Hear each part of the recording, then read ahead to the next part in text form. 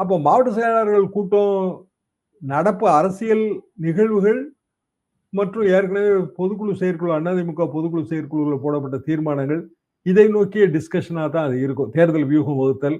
அப்புறம் அவங்க ஏற்கனவே தேர்தல் அறிக்கை தயார் பண்றதுக்கு ஒரு குழு போட்டிருக்காங்க.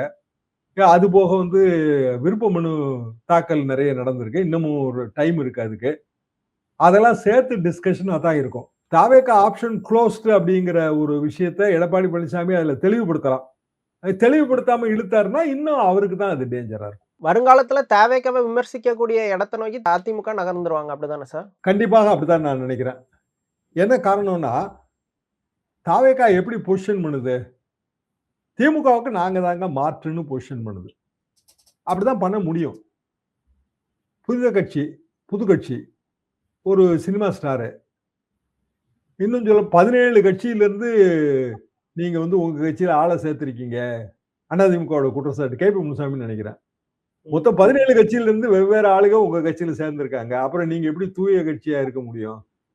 நீங்க எப்படி ஒரு புதிய சீர்திருத்தத்தை புதிய மறுமலர்ச்சியை கொண்டு வர கட்சியா இருக்க முடியும்னு அவர் கேட்கிறாரு.